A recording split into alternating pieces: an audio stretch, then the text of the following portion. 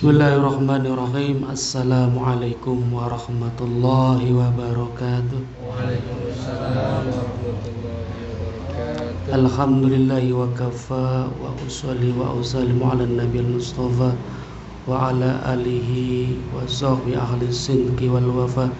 Rabbi shrah li sadri wa yassir li amri wa hlul 'uqdatam min lisani yafqahu qawli. Ya Fattahu ya Alim. Bismillah, alhamdulillah, Bapak-bapak yang dimuliakan Allah. Puji syukur kepada Allah Subhanahu wa taala, kita masih diberikan kekuatan untuk istiqomah beribadah kepada Allah dengan jalan diantaranya yaitu menuntut ilmu. Karena menuntut ilmu ini adalah bagian dari ibadah. Dan ibadah yang utama diantaranya yaitu adalah menuntut ilmu. Karena tidaklah seseorang mencapai derajat takwa tanpa ilmu, nggak bisa. Sedangkan wasiqal ladzina taqaw ilal jannati zumara. Surga itu disiapkan untuk orang yang bertakwa. Wasiqal ladzina taqaw, dan digiring dan diatur, dikongkon sapa alladzina taqaw, mereka yang bertakwa, ilal jannati zumara, bergolong-golong. Jadi untuk siapa surga? Apakah orang Islam? Enggak, untuk orang yang bertakwa. Dan menuntut ilmu ini adalah bagian dari kita mengamalkan ketakwaan kita kepada Allah Subhanahu wa taala. Maka ketika kita masih diberi nikmat menuntut ilmu ini, berarti kita masih diberikan taufik dan hidayahnya oleh Allah. Sebenarnya begini, taufik dan hidayah itu akan hadir ketika ada usaha, ketika ada kesungguhan dari kita. Kalau ada taufik dan hidayah datang tiba-tiba, itu pengecualian. Hukum asalnya pertolongan Allah itu akan datang ketika seseorang bersungguh-sungguh. Walladzina jahadu fina lanahdiyahum subulana. Walladzina jahadu, orang-orang yang bersungguh-sungguh, fina, di jalanku, lanahdiyahum subulana, maka aku akan menunjukkan baginya jalan. Jadi gak bisa kita sekonyong-konyong jadi orang yang ahli jamaah subuh, gak bisa. Walaupun kita harus mengakui betul bahwa semua karena Allah, tapi gak bisa kita diam saja mengandalkan Allah datang menolong kita, begitu ya. Tapi ketika kita dengan usaha kita kemudian terjadi yang kita harapkan, tidak boleh ada pengakuan ini karena kita, tapi ini karena Allah. Namun pertolongan Allah akan hadir, akan datang ketika ada usaha. Orang pengen lunas hutang, kemudian dia diem aja, nggak ada usaha pengen ngelunasin. Kok gajare Gusti Allah lunas malunas, lunas beli urung. Nah, ini pemahaman yang salah, pemahaman yang nggak bener. Ini ahli tajrid keduhuran tadi. Jadi harus ada usaha dulu, mencicil ta, gitu kan, mendilak ta, melotot ta, mencicil, menabung, negosiasi. Kan kalau nggak ada yang buat nyicil kan paling tidak negosiasi, minta keringanan. Duh Kang Edi, jaluk pangapurane, punten. Ya harus punten manabok oleh. Punten deh, kula ki durung bisa nyicil utang. usaha lagi belenak, wong wadon lagi sakit, anak juga lagi kena musibah. Jadi jaluk kebijaksanaannya sing Kang Edi. Nah, itu berarti bentuk usaha. Nanti Allah akan menghadirkan taufik, pertolongan, menggerakkan hatinya Kang Edi. Oh ya wis, Kang Nabi hari lagi mengkonon mah gampang bayar mah, kau bayar ning akhirat.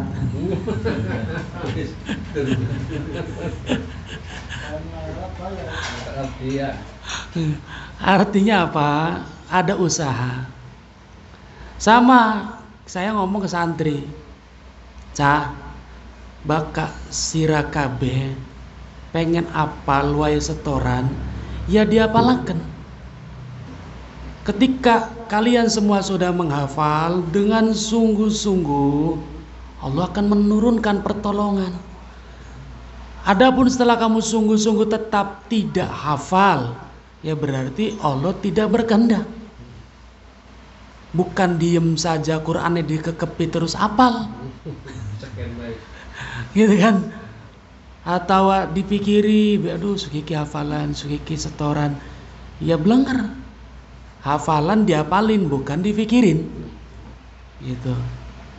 Maka akan datang taufik pertolongan dari Allah Subhanahu wa taala. Sama halnya dengan kita pengen datang kajian. Pengen oleh taufik sing Gusti Allah, ya disamper musukra. Aduh, Kang Taufik. Jadi pengen oleh taufik sing Gusti Allah paling tidak sudah ada niat dulu. Sing awit awan wis niat. Sing awit oh iya, besok malam Sabtu. Bismillah ya Allah, saya pengen datang kajian. Tanamkan dulu. Kuatkan rasanya. Kuatkan chemistry-nya. Rindu dulu dengan ilmu. Bukan rindu dengan sayanya, tapi dengan ilmunya gitu kan. Nah, ketika sudah niat dipancangkan, kemudian niat dikuatkan, chemistry dikuatkan, Allah akan menurunkan pertolongan. Gitu. Dimudahkan jalannya. Tapi kalau sudah dari jauh-jauh hari wis lakan niat pengen hadir, ya udah nggak bakal hadir karena Allah nggak menolong. Gitu. Kemudian sama dengan tahajud. Ada usaha, pasang alarmnya, arep turu wudhu dikit. Bagi yang susah bangun untuk tahajud, wudhu mau tidur. Setelah wudhu, baca doa dan memohon, ya Allah bangunkan saya jam sekian. Ketika bangun walaupun ngantuk berat, akan ngadeg lan melaku marah di kamar mandi. Bagian bari rambatan glayar gluyur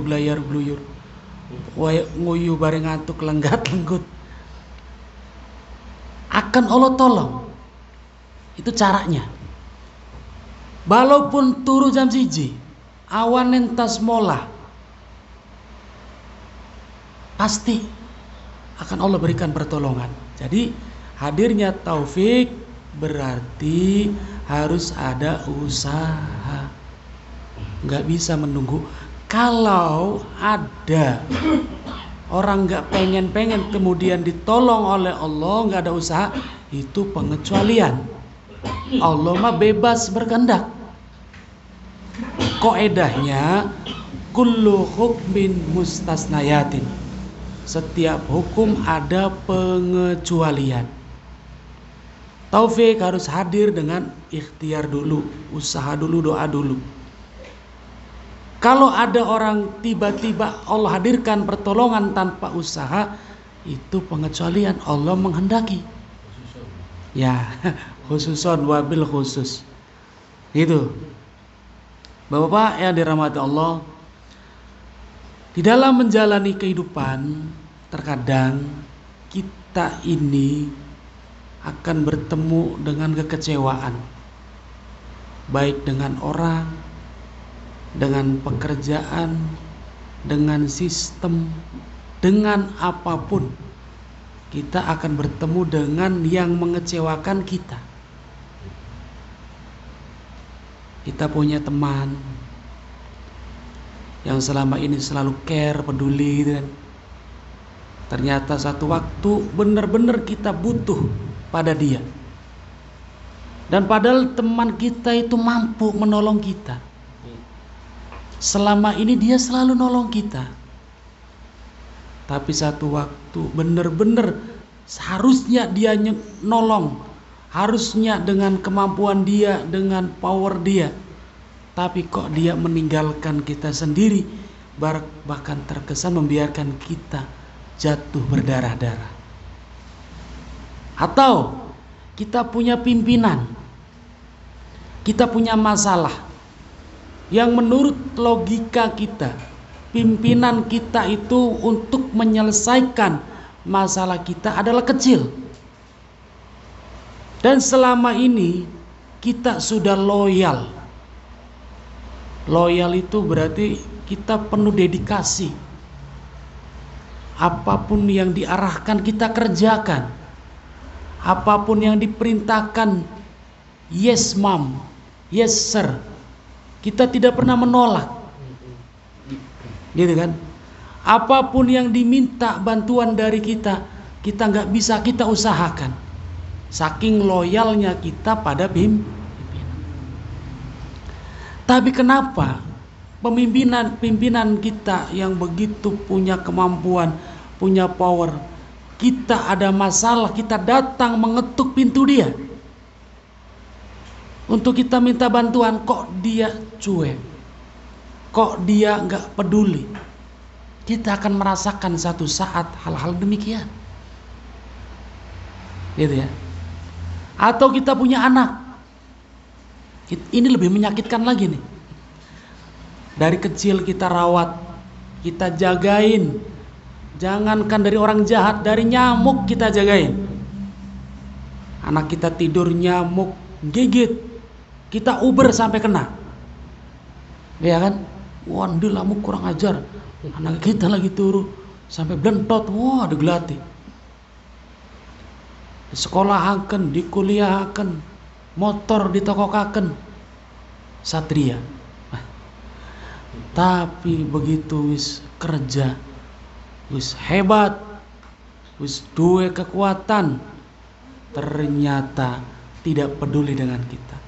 Atau pasangan kita, kita cari uang, nggak tahu jauh, nggak tahu beresiko untuk menafkahi pasangan kita. Satu saat kita benar-benar dalam keadaan butuh dia. Di atas kita butuh dia, tapi pasangan kita terkesan saat itu kok cuek pada kita. Atau pada sistem yang kita percaya, sistem yang kita apa, ternyata sistemnya misalkan bisa diotak-atik. Misal ini nggak ada kaitan dengan yang sudah lewat ya Pak Jolik ya, mohon maaf ini. Ya namanya sistem bisa sistem perbankan, bisa sistem pendidikan, sistem judulnya, sistem informasi gitu. Bukan salah sangka Pak Jolik yang kulai di santet. Ampura dikit ya Pak Haji ya. Zaman. Nah, maka sesungguhnya kekecewaan itu yang kita rasakan bentuk kasih sayang dari Allah. Sayang Allah pada kita. Agar supaya apa? Kita kembali pada Allah. Hati kita hanya bergantung pada Allah. Permohonan kita hanya ditujukan pada Allah. Tidak menduakan Allah dengan bos kita, dengan atasan kita, teman kita. Gitu, dengan cara yang menyakitkan menurut logika kita. Kalau akal kita nggak dibimbing oleh Allah melihat hikmah di balik itu, nggak akan sampai kita pada Allah, Pak. Nggak akan sampai. Catatan sering kula ingatkan, ikhlas dulu. Ketika kita ada masalah, ikhlas dulu. baru akan melihat hikmah. Kalau kita nggak ikhlas, nggak akan ketemu hikmah. Ada satu kejadian, Pak, real, gitu ya. Ada seorang bawahan, ya datang ning kula konon kan, curhat. Dia merasa dihancurkan banget oleh atasannya gitu. Ada seorang bawahan, kita sebut saja Mawar gitu ya. Mawar. Jadi si Mawar ini penuh dedikasi dalam sebuah perusahaan. Jadi dalam arti dia sangat memajukan perusahaan itu. Bahkan runningnya perusahaan itu adalah karena dia. Tidak dipungkiri ada SDM yang lain, tapi yang paling pionir di perusahaan itu adalah dia. Ceritanya yang datang ke saya itu, Pak. Runningnya perusahaan bahkan bisa menghasilkan laba yang sangat besar. Keuntungan yang sangat besar sehingga perusahaan ini punya income yang luar biasa. Karena saking lelete, saking dedikasinya karyawan ini. Beras 120 karung dipangguli, aqua rong truk dibongkar. Misal gitu, Pak. Dedikasi banget. Satu waktu si karyawan ini terkena masalah. Ini real ya. Satu masalah, dia terkena masalah keuangan sekitar 15 jutaan lah. Dan menurut dia, perusahaannya ini untuk membantu 15 juta ini gak ada apa-apanya. Dari besarnya perusahaan, besarnya keuntungan, kalkulasi dihitung-hitung-hitung, ketika nolong si karyawan ini, perusahaan gak akan bangkrut. Perusahaan gak akan jatuh miskin. Tapi apa kata atasannya? Mohon maaf, saya nggak bisa pakai uang perusahaan untuk bantu kamu. Saya akhirnya ngomong, barangkali dari uang bapak pribadi. Aduh, mohon maaf, apalagi dari uang saya pribadi. Saya kebetulan lagi banyak kebutuhan. Nangis pulang dari rumah bosnya. Berharap banget pokoknya. Berharap banget. Nangis bari nyupatani pisan. Berebes mile. Siapapun di posisi itu kayaknya. Kecewa banget ya. Betul. Apalagi uang 15 juta ini buat anaknya yang sakit. Darurat banget. Bukan untuk dia plesir, bukan dia beli motor, bukan dia jalan-jalan, berobat anak. Datang ke saya sambil nangis, curhat, beli entek-entek banyu mata kayaknya gitu. Merasa hidup itu tidak adil. Merasa kok saya dibeginikan. Sekian tahun saya memajukan perusahaan itu.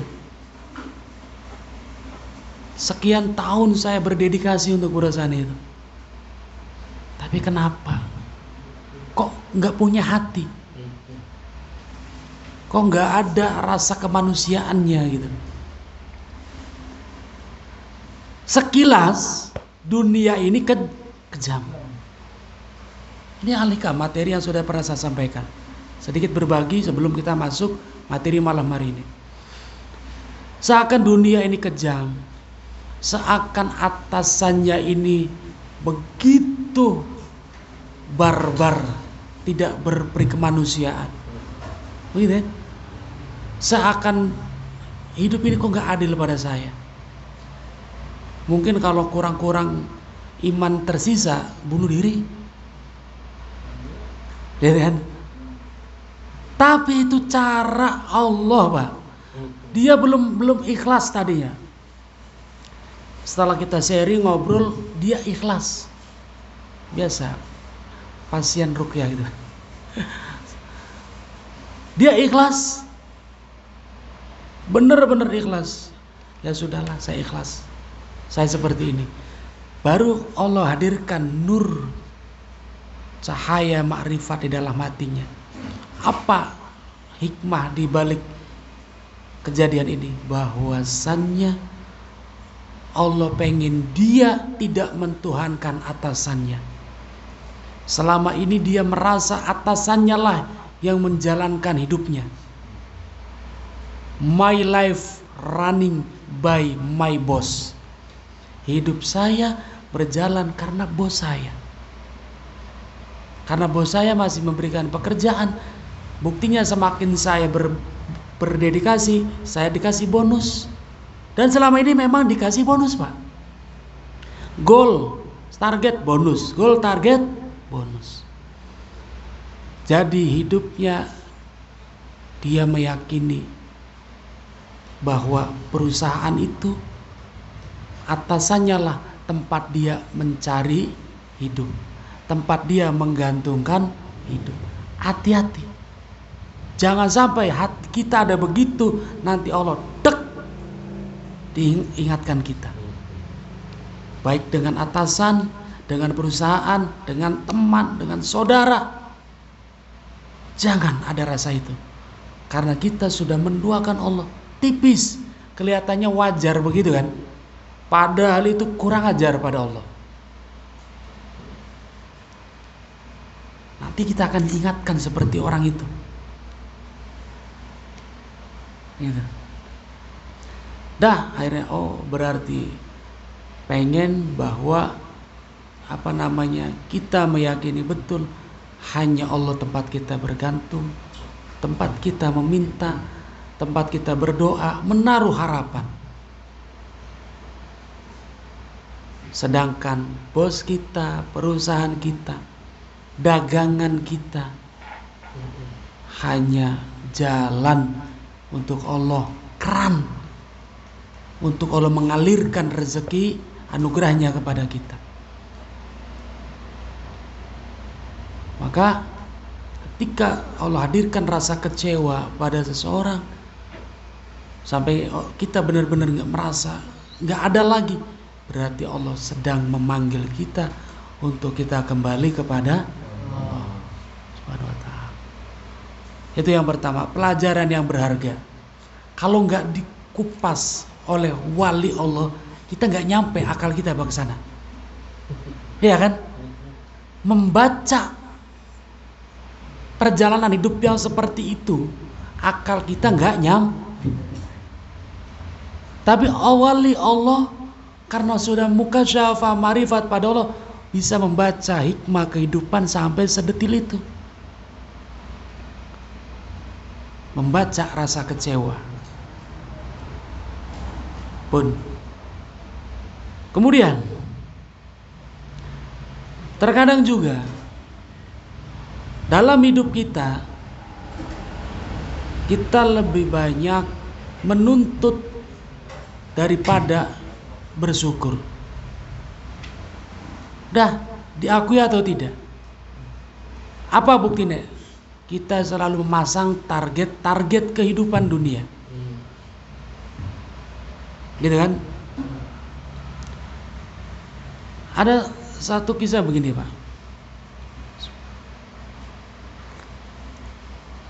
Ada seorang anak, dia nggak suka satu pelajaran. Ini kembali pada Al-Hikam lagi. Dia nggak suka berhitung, nggak suka matematika, fisika, kimia. Namun orang tuanya pengen anaknya masuk ke dunia kesehatan, Pak. Yang notabene berarti harus masuk ilmu eksak. Sehingga dipaksa dari SMP, SMA masuk jurusan IPA, sampai lulus dipaksa masuk kuliah kesehatan. Dan ternyata anak ini menjalani semua proses itu dengan tekanan. Hati-hati, Pak. Orang yang menjalani hidup dengan tekanan, apa yang akan terjadi, Pak? Secara medis, dia akan pertama mudah terkena penyakit benjolan. bisa di leher, bisa kalau perempuan di rahim. Itu pasti. Orang yang menjalani hidup dengan banyak tekanan, penyakit benjolan, tumor yang berujung pada kanker akan mudah menghinggapi. Kenapa orang menjalani hidup dengan tekanan? Tidak mensyukuri apa yang Allah berikan. Kok kita mengkenen ya? Kok kita harus mengkenen ya? Harusnya ketika Allah memang memposisikan kita dalam keadaan seperti itu, ya udah jalani dengan penuh keikhlasan. Ikhlas saja, jalani, ngalir. Mental kita sehat, hati kita sehat, jasmani kita sehat. Tapi kalau selalu bergejolak dengan episode kehidupan, wis mental terganggu, hati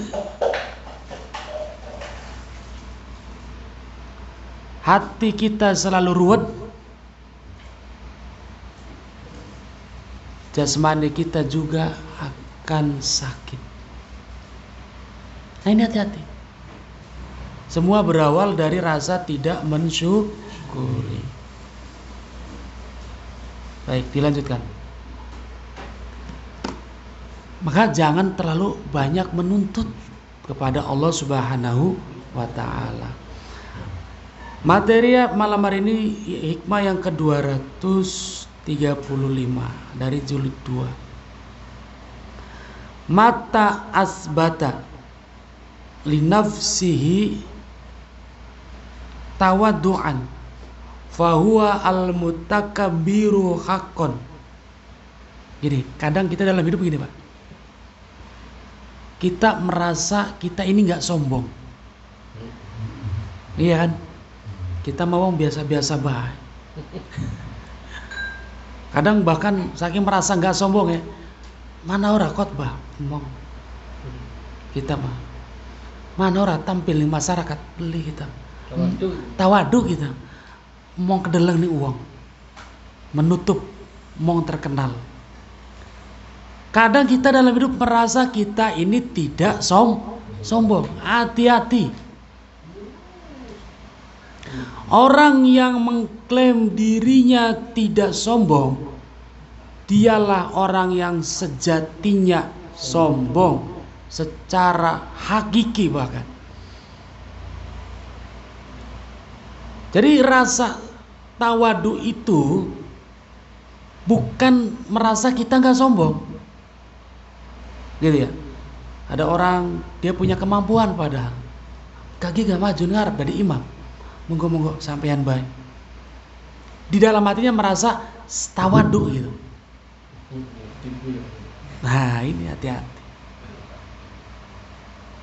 Kajar Ibnu Athaillah, man asbata li nafsihi tawadu'an fa huwa al-mutakabbiru haqqan.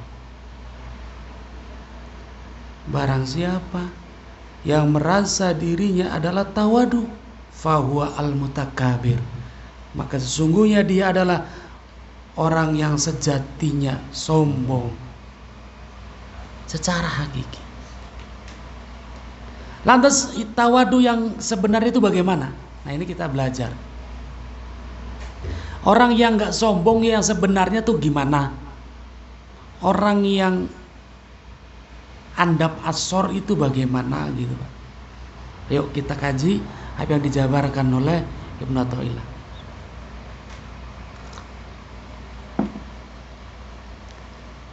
Kana yastayuka wa innahu tanazzala anha ila ma dunha fama tasbata li nafsika raf'atun fi domni isbatur tawaddu fa anta limutakabbirin haqqan. Kadang dalam pengakuan kita tidak sombong ini, kita mengakui kita sebenarnya kitalah yang layak, cuma kita nggak mau menunjukkan. Jadi masih ada pengakuan diri bahwa kita inilah yang sebenarnya pantas. Paham ya? Contoh kecil.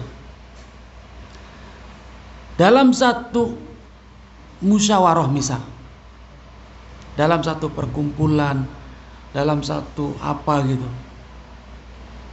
kita mengakui sebenarnya sayalah yang pantas di posisi itu,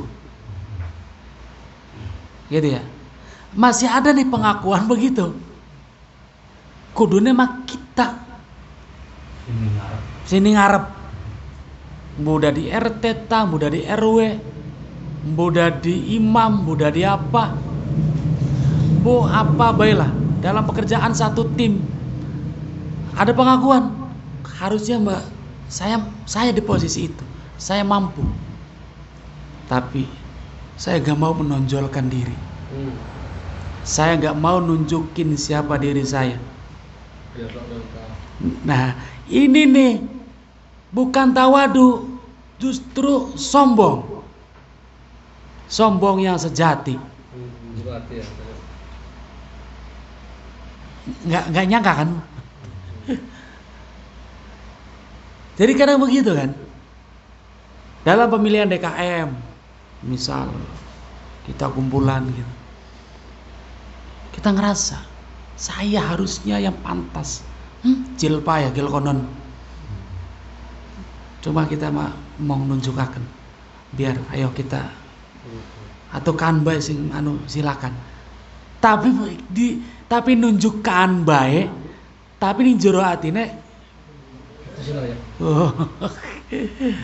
harusnya mah kita, atau ya mengkonon mah kecil, namun kita niat mah pernah gak begitu kita? Lamun kita niat mah gampang mengkonon, ya karangan mengkonon sih gampang, namun kita niat niru karangan kita. Nah, rasa-rasa begitu itu bukan tawadu. Karena tawadu yang sejati di sini adalah dijelaskan, allazi idza tawadu'a ra'a annahu duna ma sana'a. Tawadunya ahli tauhid sing wis ngaji al-hikam sampai bengikian kudune mah priwen, tidak ada pengakuan. Kembali lagi konsep awal, kita nggak bisa apa-apa, kita bukan siapa-siapa, kita tidak punya apa-apa. Kembali pada konsep itu, itulah tawadu, pengakuan benar-benar saya nggak bisa, saya nggak mampu, semua karena pertolongan Allah. Ini tawadu namanya. Tidak ada saya pantas di posisi itu, saya mampu mengerjakan itu, benar-benar illa bila, kecuali dengan pertolongan dari Allah. Maka kalau seseorang sudah bisa di posisi itu, Pak, apa konsekuensinya? Man tawadu'a rafa'ahullahu. Sing sapa wonge tawadu dengan hakiki, tawadunya ahli tauhid, rafa'ahullahu, maka Allah akan mengangkatnya. Boleh kan kadang kita nggak diangkat-angkat oleh Allah gitu, tawadunya palsu gitu kan, tapi mau maju, tapi ning jero ati mengakui kudune mah kita. Ya wis, tiwas maju beli pahala ora uli nang Gusti Allah dibebesaken pisan. Ya wis beli maju-maju sampai kuna burut kan. Sampai Belanda nyerang maning. Sampai puyuh buntutan. Beli maju-maju sebenarnya. Tapi justru kita melihat kan wong sing ora iya, ora mbuh, ora lor, ora kidul, kok muncul gitu kan. Kok muncul, kok diorangkan di masyarakat. Jadi ada santri Pak,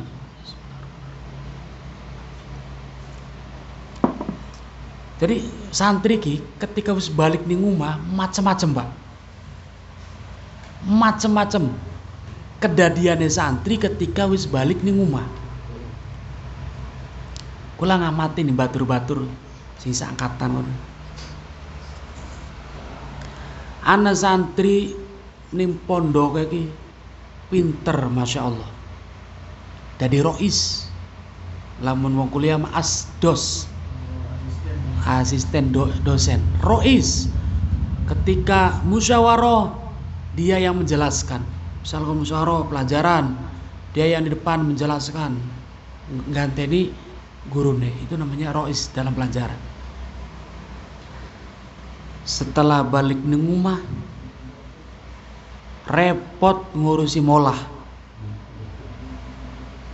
Wah, wis lelet pisan mekaya, tapi sugi beli. Endas dari endas, sikil dari sikil, molah.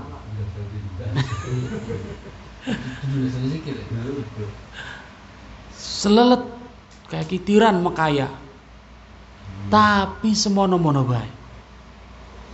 Sugi beli ngimami masjid ora, ibadah juga ketarak-tarak. Gitu ya. Anak ning pondoke biasa-biasa bae. Biasa, pinter beli goblok ora. Gitu ya. Beli terkenal lah. Bukan santri populer. Tekan ning omah dari pengusaha. Dari pengusaha yang ahli sedekah, demen ibadah, bro-broan, di jalan Allah menafkahkan. Ada yang begitu. Ana sini pondoknya turu sampai ditinggalakan batur-bature.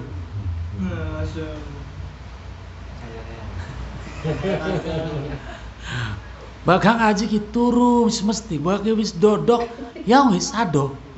Sampai peragat pelajaran 4.000 bubar masih turu. Kadang bakal mana nih kita bukan mengaiten Pak. Nang ngantuk ki, nandes kitabnya bolong. Nang pulpen kitab sampai bolong. Wis bolong bergambar pulau. Teplak. Sampai nang kiai ini tanyakan false. Oh. Selingkuh berisat mah ya. Tekan ning omah simone ngantukan ora ya rambuh dadi kiai. Kok bisa? Nah, ini kita kaji malam hari ini ternyata sing ngantukan ya wong ngantukan bisa ini kan. Gitu kan. Nah, begitu balik rumah dia merasa ketika arep diangkat dari toko bener-bener ngerasa bener-bener karena memang kosong. Bocah-bocah kosong. Memang gak ada isinya, gak ada ilmunya. Nolak ya bener-bener nolak. Karena memang gak bisa. Duduk nolak-nolakan gitu. Bener-bener apa yang mau saya sampaikan gitu kan. Saya harus bagaimana. Tapi masyarakat demen deh Masya Allah. Demen pisan ning santri kian gitu. Ya prial ganteng makalah kabeh nikahan Habib. Baik, balik lagi. Masyarakat demen pisan. Wis pokoknya sampean. Anaknya kita wis pokoknya belajar ngaji nih sampean. Pak beli bisa yakin demi Allah wallahi kita kini pondoki bagian 6 tahun gak arane bae. Ya ampun Pak, akeh pondok mana di pondok akan be aja kon ngaji ning kula. Kit bature kula Pak. Ning Jambi terjadi Pak. Wis pokoke anak kita ki kudu ngaji ni sampean. Satu orang dititipaken ngaji kalong. Balik si pondok taro maning tetanggane taro maning. Suwe-suwe apa Pak? Dipai tanah digawe kaken pondok. Ki Masya Allah, karena bener-bener tawadu, ngerasa nggak bisa. Man tawadu'a rofa'ahu Allah. Catat kaidahnya. Kanjeng Nabi sih ngomong Pak. Sahih hadisnya. Sing sapa wonge tawadu, maka Allah akan mengangkat derajatnya. Masyarakat ngirim beras, ngirim sayuran kanggo anaknya gitu. Sini pondok sampai sekarang sudah lantai 3 pondoknya Pak. Lantai 3. Dari masyarakat itu guyu banget. Pembangunan pondok teka kabeh. Masa ngecor, ngunjal aduk, nganu molen. Bener-bener tawadu. Beda. Karo sing beli kiyeng nolak karena beli kiyeng. Aduh, ngurusi makanan anak duitnya beli. Beli. Akan duitnya. Sora bae. Wis sajane bae. Nah ini tawadu palsu. Sampai kapan baik ya mengkonon itu. Itulah santri. Gitu kan. Maka dari menatailah tawaduklah kita, karena ketika kita tawadu berarti kita menghilangkan keakuan. Itu tawadu yang sejati menghilangkan keakuan. Saya bukan siapa-siapa, saya nggak punya apa-apa, dan saya tidak bisa apa-apa. Nanti Allah yang membimbing jalannya Pak, beneran. Ketika kula pekin arep dadi pondok ya Pak, 2010, 11 lah, mau mah musola. Kalau nikah Hanafi ya musola, tajuk. Bakal bokat dikenal musola. Pada karoning sebelah Pak Haji Olik. Langgar ya wis. Langgar Al-Hidayah pokoknya. Santri kalong, Batman. Gitu ya. 2011 kula pulang dari Saudi. Adia kula ngomong, "Hang, nerima mukim yuk." Tak sampai akan di bapak kula beli gelem. Aduh, santri mukim ora pantes. Jare bapak kula ora pantes. Kader kiai kita tidak di kiai-kiaian. Kiai-kiaian. Waktu kula karo adik kula mengajukan ini dari pondok, dari bapak kula, kader kita kecong kiai-kiaian. Karo kiai mas sarungan ngajar kitab apal. Ada kader bapak tukang lektor, tukang nyedot. Masa dari kiai. Itu saja. Kok kula ngomong maning. 3 kali kula ngomong baru dari bapak kula. Ya bro kali rasi ngurusi mah. Bro kali ira sing ngurusi. Ya wis. Tantangan gue jabanin. Tantangan saya terima. Udah. Tak tawari santri kalong-kalong. Cah, ana sing pengen turun nih kene beli. 24 jam.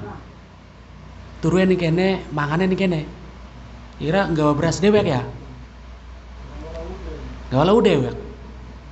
Kalau ane Kang Umar, generasi awal. Kemudian Arif Susanto sing kini di Madinah. Yes. Yo siap. Bakal masak bareng, masak, mangan bareng. Wong 5 gua, Pak. 5 orang saja. Nggak ada. Menerima pendaftaran nggak ada. Dah, ngurusi wong 5 iku kula. Mangan bareng, masak bareng. mau kacek beli BAB bareng mawon. Dah, semua bareng. Akhirnya dijalani sampai berkembang seperti sekarang. Entah apakah memang orang tua saya mengamalkan konsep tawadu yang sebenarnya. Memang gak mampu, gak bisa, tapi Allah angkat begitu. Beda kalau ada orang, ya saya mampu, ini saya tunjukkan, saya maju ke depan, dan ternyata dipimpin dia dengan pengakuan dirinya jadi maju. Apakah ini bentuk apa? Itu istidraj. Pokoknya gini Pak, sesuatu yang berhasil dengan cara melawan aturan Allah itu bukan nikmat, bukan rahmat, istidraj. Dalam hal apapun, segala sesuatu yang dalam prosesnya melanggar aturan Allah, bahkan cenderung memusuhi Allah, tapi berhasil dan sukses, maka itu adalah istidraj. Anak wong dagang dengan cara nipu, dengan cara pesugihan, dengan cara apa, sukses, itu bukan rahmat, tapi istidraj. Anak wong dagang dengan jujur, ahli sedekah, benar-benar ketat menjalankan agama, kemudian berhasil, itulah rahmat. Jalannya dengan kesungguhan dia, Allah hadirkan taufiknya.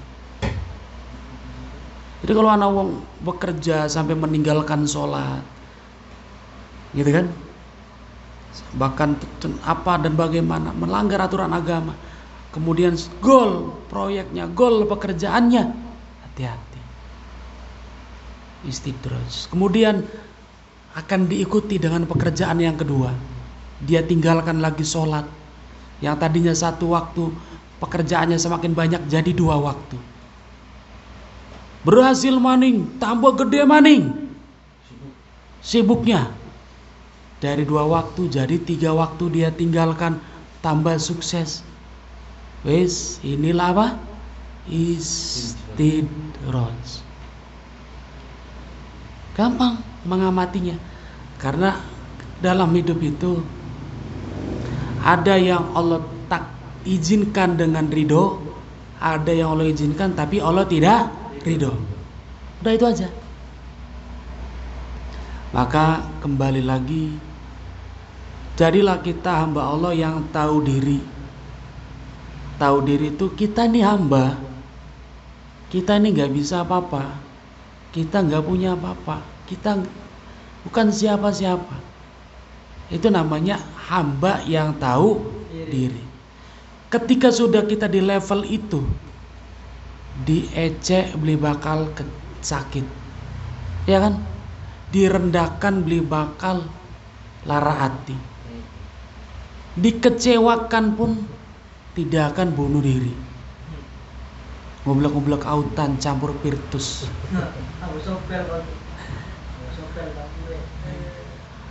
Nggak akan sampai begitu. Kalau kita sudah mengakui, yang bikin kita sakit hati karena kita mengakui inilah saya. Senggol bacok akhirnya kan. Diwadani setitik, dikritik setitik, tidak didukung setitik, begitu membara hati kita. Karena ada keakuan, saya layak untuk didukung, saya layak untuk dibantu, saya layak untuk diorangkan. Kemudian waqala man ra'a li nafsihi qimatun falaisa lahu minat tawadu. Barang siapa yang melihat di dalam dirinya adalah satu harga, satu hal, value yang membuat dia layak untuk diorangkan, maka walaupun dia berdiam diri di pojok nyempot dewek baik, maka dia tidak dikatakan tawadu. Gitu. Itu sih paling parah. Tapi beli gelem maju meneng ningguri, tapi gembosi terus. Dari kokon dari ketua DKM misalnya beli gelem. Tapi ning jero atine ya krocok-krocok kabeh, saya yang harusnya pantas. Tapi kon maju beli gelem. Giliran ada kebijakan-kebijakan DKM yang gak sesuai, dilawan, dikompori kabeh umat. Apa mengkonon? Wah, dorna. Sengkuni ya Pak. Lawan di pewayangan kan sengkuni. Celok mana? Celok mono didolani. Provokasi sehingga kepala sekolah tidak didukung program baca Quran. Masya Allah, itu kehidupan. Ketika dikumpulkan, sok ayo pendapatnya gimana? Diam. Keluarkan, ayo kita bangun nih. Pendapatnya antum bagaimana? Diam. Tapi di dalam hatinya, ya masalah mengkonon baik. Nah ini sengkuni ya mengkonon Pak. Maka bagaimana ngeni pojok dewek baik ga?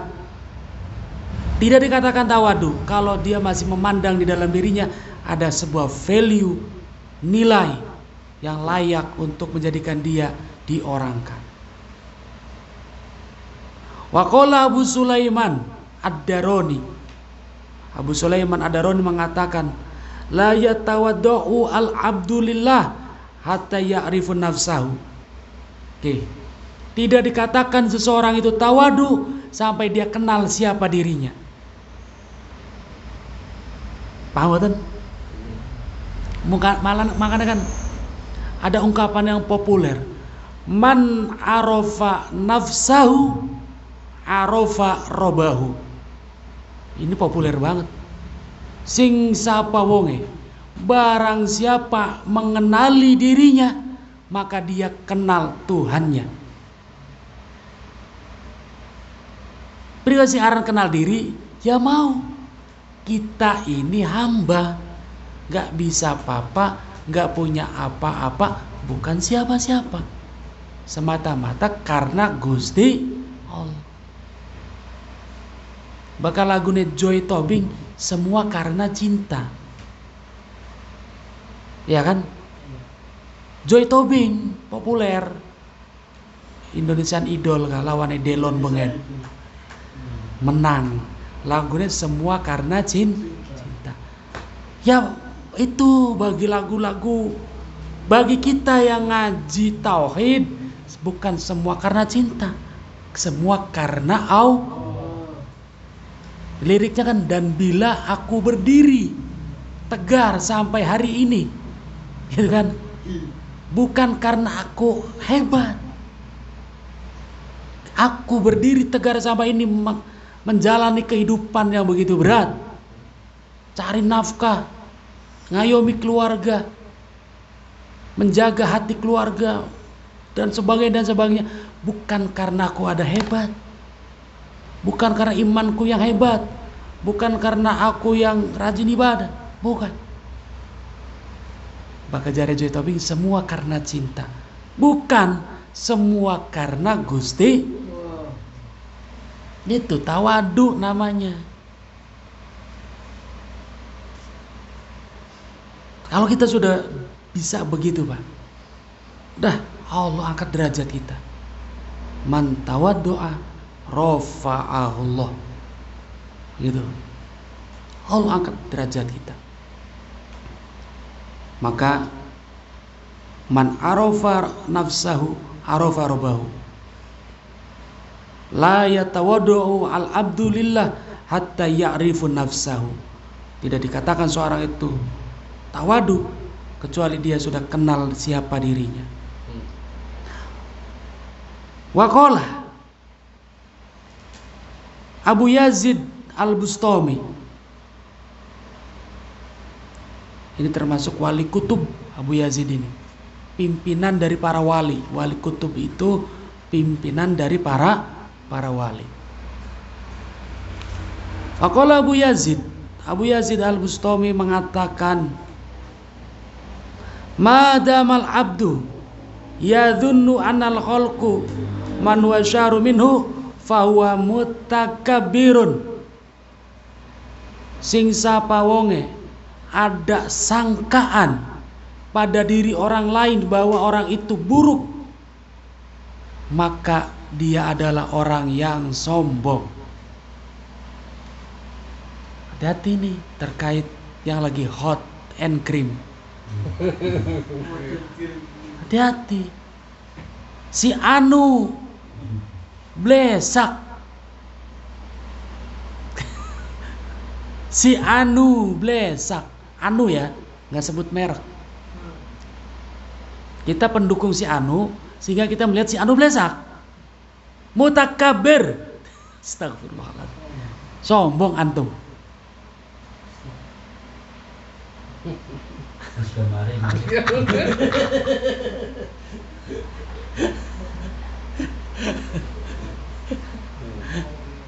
Pedes ya Abu Yazid. Aduh, klek bae. Ayo, saya ngeser biar sama kan. Mari. Kukut disperagat kan dirga. Cukup mau bae. Astagfirullahaladzim. Rabbal baroya. Astagfirullahaladzim minal khotoya.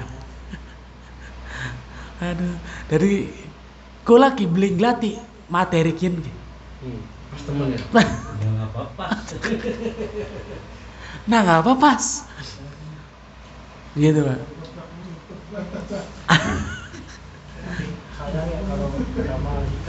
Dalam Gusti Allah saking sayangnya karo jamaah al hikam. Dah itu dari Pak Samsul kah sudah tertulis di Lauhul Mahfuz. Apapun yang terjadi, ya udah kita jalani dengan ikhlas agar Allah memberikan hikmah kepada kita. Kalau kita terus menggrundel-grundel riya di dalam hati kita, nanti kita akan jadi benjol-benjol tubuhnya nanti. Jangan sampai dah.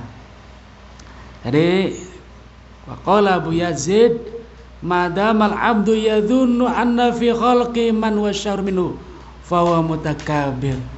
Barang siapa yang berprasangka, menduga, apalagi menjustifikasi bahwa seseorang adalah buruk, lebih buruk dari kita bahkan, fa huwa al mutakabbir haqqan. Itu nggak akan bisa dia. Maka kukut paten apa ini? Login. Lagot. Baik, dilanjutkan Pak. Masya Allah, Gusti Ampura. Gusti.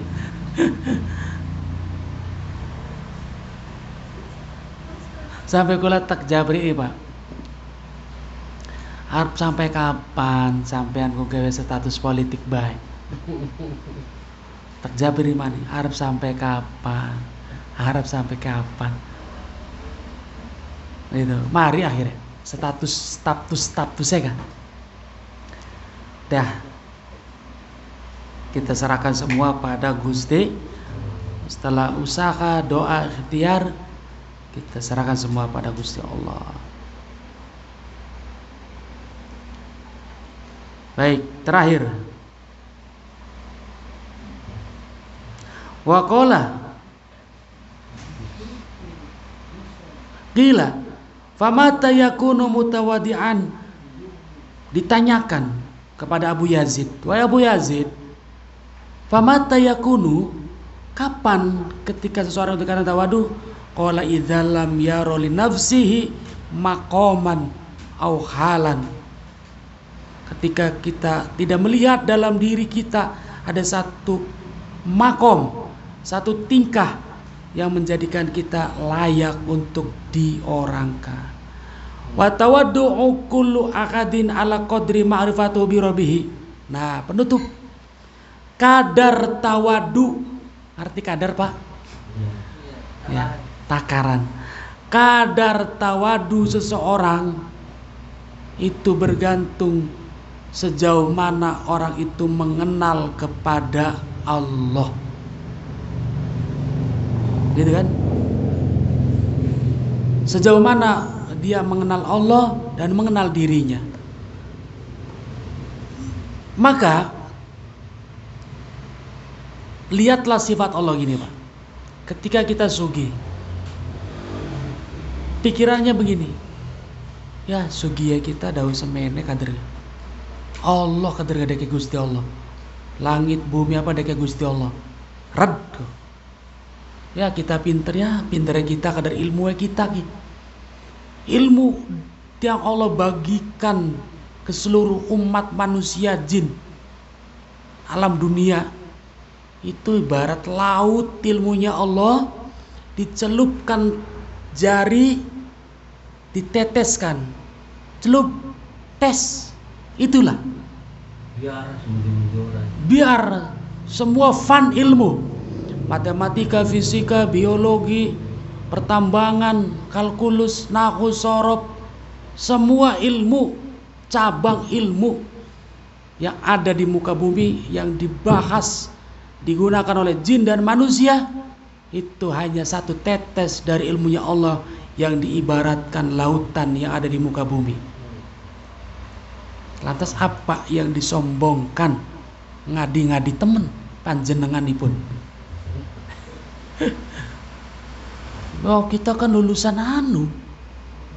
Kita kan S2 yang anu. Kita kan S1 Madinah, S2 Kairo, S3 Illinois. Wah, maka kita ya semene reang lamun beli dari RT acan kan. Beli uruta kita mondoke lawas. Aduh, ira bocah kapan pengen ngalahkan kita. Nah ini. Maka dia nggak kenal siapa dirinya, nggak kenal siapa Tuhannya. Wallahu a'lam bishawab. Al-Fatihah. Bismillahirrahmanirrahim. Ar-Rahmanir Rahim. Maliki yaumiddin. Iyyaka na'budu